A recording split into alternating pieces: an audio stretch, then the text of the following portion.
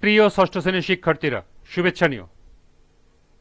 আজকে আমি তোমাদের 2025 সালের বাংলা বিষয়ের নতুন বই চারুপাঠ থেকে কবিতা নবম অধ্যায় ফাগুন মাস এর অনুশীলনীর সৃজনশীল প্রশ্নের সমাধান করে দেব।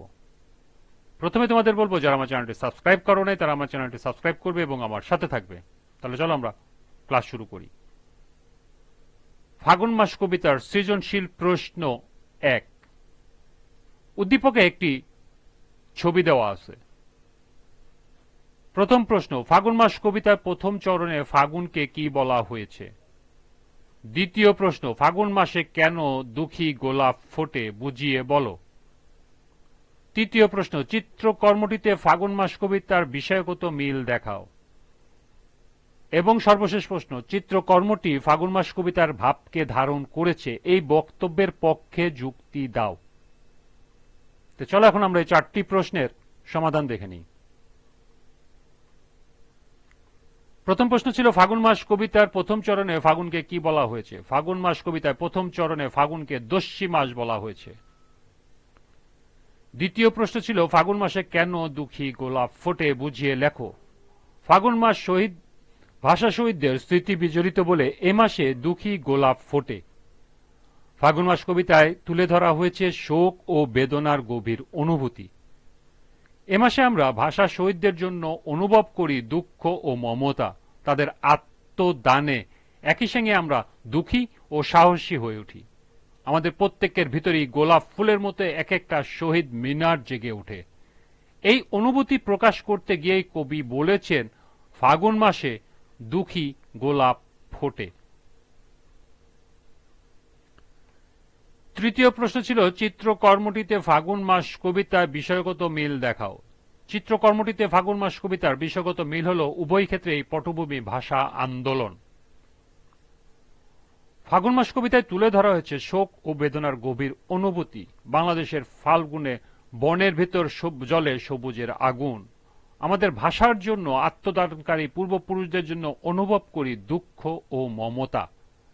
কেননা এ মাসেই বাংলা ভাষার মর্যাদা রক্ষার সংগ্রামে ঢাকার রাজপথ বাঙালি সাহসী সন্তানদের রক্তে রঞ্জিত হয়েছিল।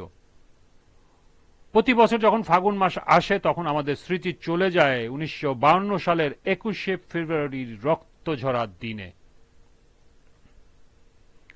উদ্দীপকের চিত্রকর্মটিতে আমাদের 52 ভাষা আন্দোলনকে স্মরণ করিয়ে দেয়। মহান ভাষা আন্দোলন, শহীদ মিনার, অধিকার আদায়ের দৃঢ়তা ইত্যাদি চিত্রকর্মটিতে প্রদর্শিত হয়েছে। সুতরাং বলা যায়, চিত্রকর্ম এবং ফাগুন মাস কবিতা ভাষা আন্দোলনের দিক থেকে মিল রয়েছে। সর্বশেষ প্রশ্ন ছিল, চিত্রকর্মটি ফাগুন মাস কবিতার ভাবকে ধারণ করেছে, এই বক্তব্যের পক্ষে যুক্তি দাও। চিত্রকর্মটি ফাগুন মাস কবিতার ভাবকে ধারণ করেছে, বক্তব্যটি সঠিক। বাংলাদেশের ইতিহাসে ফাগুন মাসের সঙ্গে 21শে ফেব্রুয়ারি একই সূত্রে গাথা। বসন্ত ঋতুর প্রথম মাস ফাল্গুন। প্রকৃতির রূপবৈচিত্র্যে পাশাপাশি এই মাস আমাদের মধ্যে দুঃখবোধ জাগিয়ে দেয়।